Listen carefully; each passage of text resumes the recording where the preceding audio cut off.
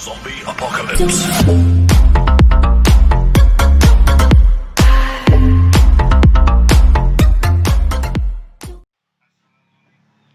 Assalamualaikum warahmatullahi wabarakatuh.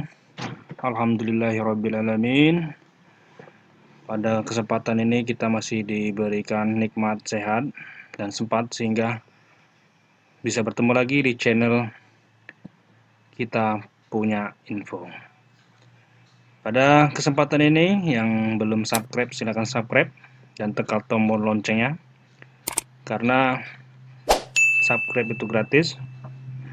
Dan bila Anda menekan tombol lonceng berarti Anda sudah menghidupkan notifikasi dan akan jadi orang pertama yang menonton video berikutnya.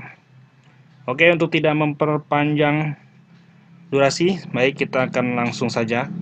Kita punya info sekarang akan berbagi atau berdiskusi menyampaikan tentang informasi yaitu pelayanan kesehatan tradisional di Puskesmas Sungai Bulu. Pada kesempatan ini saya hanya ingin membagikan informasi yaitu tentang sosialisasi asuhan mandiri, pemanfaatan toga dan akupresur untuk masyarakat, di mana kesehatan tradisional atau dengan memanfaatkan toga dan akupresur ini diharapkan kita bisa melaksanakan sendiri dan mengetahui apa itu pemanfaatan toga dan keterampilan akupresur, yaitu asuhan pemanfaatan toga dan akupresur ini yaitu adalah upaya untuk memelihara dan meningkatkan kesehatan serta mencegah dan mengatasi gangguan kesehatan ringan secara mandiri oleh individu, keluarga, kelompok, dan masyarakat atau disingkat dengan IKKM.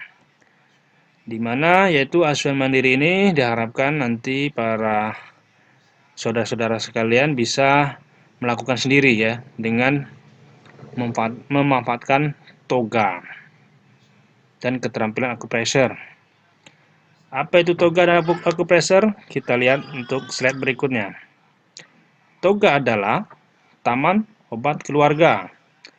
Apa sih sebenarnya toga itu sendiri?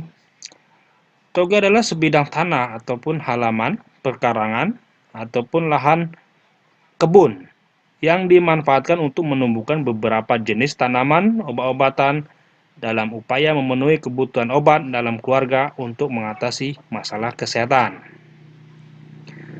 Jadi, toga itu atau taman obat keluarga itu yaitu ya halaman atau pekarangan atau lahan kebun kita yang kita tanami beberapa jenis obatan untuk memenuhi kebutuhan obat dalam keluarga itu sendiri. Nah, kenapa harus toga? Kenapa harus taman obat keluarga? Karena taman obat keluarga ini salah satunya adalah sudah budaya ya, turun menurun ya. Orang masyarakat kita khususnya Indonesia itu sudah menanam obat-obatan keluarga atau obat-obatan yang dimanfaatkan untuk mengobati anggota keluarganya. Dan taman obat keluarga ini yaitu murah dan mudah didapat, serta juga merupakan sumber kekayaan alam tumbuh-tumbuhan, di mana di negara tropis seperti Indonesia atau seperti negara kita, tumbuh-tumbuhan akan tumbuh subur bila kita tanam. Dan toga ini sangat diminati karena keindahannya, karena manfaatnya. Dan tujuan dan manfaat toga apa sih? Kalau untuk tujuannya, yang pertama itu tentu mudah didapat karena dia berada di dalam perkarangan atau di lingkungan tempat tinggal kita. Kemudian yang kedua tujuannya mengurangi biaya rumah tangga. Ya, otomatis kalau kita sudah menanam toga atau taman obat keluarga, kita sudah bisa mengobati atau menghemat untuk membeli obat. Kemudian juga aman untuk tubuh. Seperti kita ketahui, obat-obatan atau ramuan-ramuan aman, sangat aman dibandingkan obat-obat konvensional seperti obat-obatan kimia. Kemudian nyaman juga untuk diminum, enak rasanya dan seger. Dan manfaat toga itu sendiri apa kira-kira? Yang pertama yaitu lingkungan rumah terlihat indah. Otomatis rumah kita akan tampak asri kalau banyak tanaman di sekeliling rumah. Kemudian udara akan sejuk atau tidak gersang. Kemudian pekarangan juga bisa bermanfaat dalam meningkatkan UPGK atau upaya perbaikan gizi keluarga. Kemudian fungsi toga diantaranya ada 1, 2, 3, 4, 5, 6. Yang pertama yaitu fungsi toga atau taman obat keluarga, seperti tadi, halaman menjadi sejuk dan indah, kemudian melestarikan budaya leluhur. Seperti kita ketahui, orang-orang terdahulu kita sudah mengonsumsi ramuan-ramuan obat-obat herbal atau obat tradisional. Kemudian fungsi yang berikutnya, tersedia jenis-jenis tanaman obat keluarga atau taman obat. Kemudian menambah penghasilan keluarga, ya seperti kita ketahui kalau kita bisa menghasilkan lebih dari ini bisa kita jual. Dan bisa kita gunakan sebagai penopang penghasilan keluarga. Kemudian memperbaiki status gizi keluarga tentu saja dengan mengadakan menanam tanaman obat-obat keluarga, apalagi kita bisa ambil manfaatnya mungkin untuk meningkatkan nafsu makan, seperti contohnya mungkin daun kelor dan lain sebagainya. Kemudian yang fungsi yang terakhir ini yaitu usaha untuk peningkatan kesehatan maksudnya. Apa aja usaha peningkatan kesehatan? Di situ ada seperti promotif atau peningkatan ya. Kemudian preventif, mencegah. Jadi bisa digunakan mencegah seperti ada ramu-ramuan untuk mencegah suatu penyakit tertentu. Kemudian bahkan untuk kuratif atau pengobatan seperti ada tanaman-tanaman keluarga ataupun ramuan-ramuan yang bisa digunakan untuk pengobatan penyakit-penyakit tertentu. Di sini ada contoh-contoh tanaman obat keluarga seperti ada daun bangun-bangun, yaitu bisa untuk melancarkan ASI atau mengurangi demam malaria. Kemudian ada daun jintan, seperti digunakan untuk mengurangi radang, demam, bahkan untuk asma.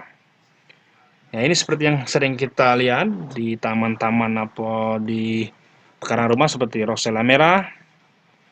Ini banyak kandungannya, ada alkaloid, ada fenol, ada dan lain sebagainya. Kemudian manfaatnya salah satu untuk mengobati gejala pilek, mengatasi sembelit, menurunkan hipertensi dan kadar kolesterol, dan banyak lain sebagainya. Kemudian cara pengolahannya, diambil kelopak bunga rosella dikeringkan menjadi teh, kemudian disediakan teh rosella dimasak dengan air mendidih ataupun dijadikan bumbu pada masakan. Nah, seperti ini contoh tanaman obat-obatan ya. Ini contoh kelompok taman obat keluarga. Jadi toga itu disusun sedemikian rupa sehingga menyerupai taman dan indah, dan tanamannya bisa dimanfaatkan untuk menjadikan ramuan atau menjadikan obat-obat. Seperti ini contohnya toga.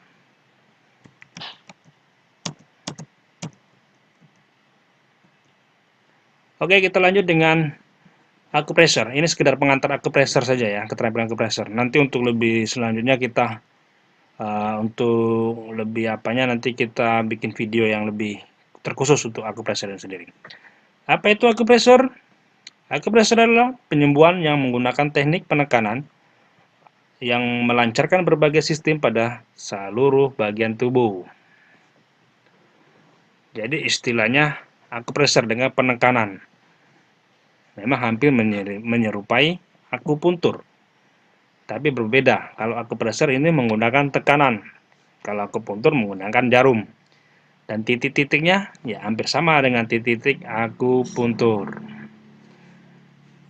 Jadi tujuan dari akupressor itu sendiri adalah yang pertama meningkatkan kebugaran, yang kedua melancarkan peredaran darah, yang ketiga mengurangi rasa nyeri, yang keempat mengurangi stres dan menenangkan pikiran.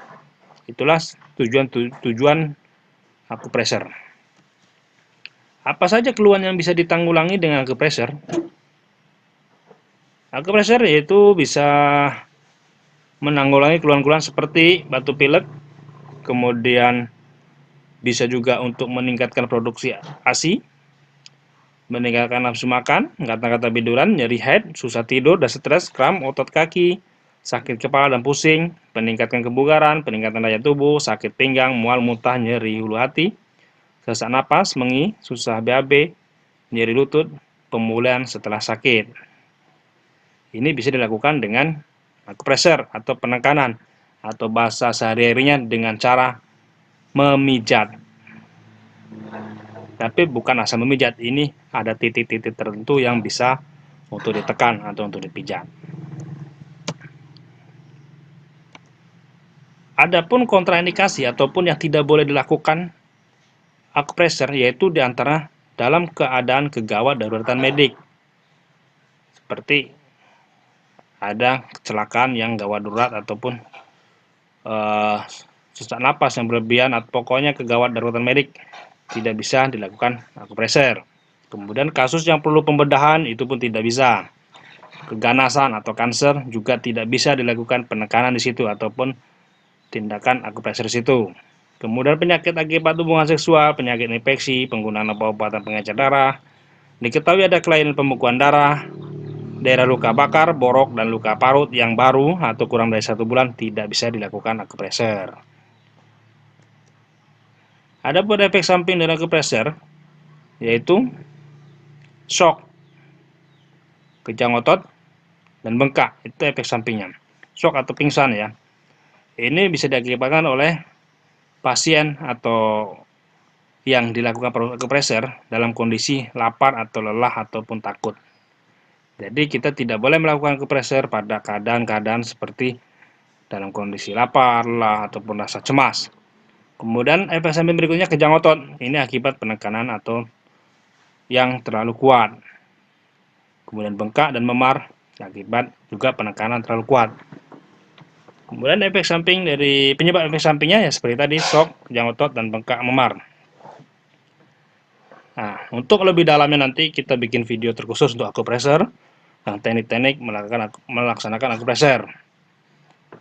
Ini hanya sekedar pengantar ataupun mensosialisasikan supaya kita paling tidak berbagi info ya, informasi. Oke, ini seperti contohnya ada titik-titik akupresur yang biasa digunakan.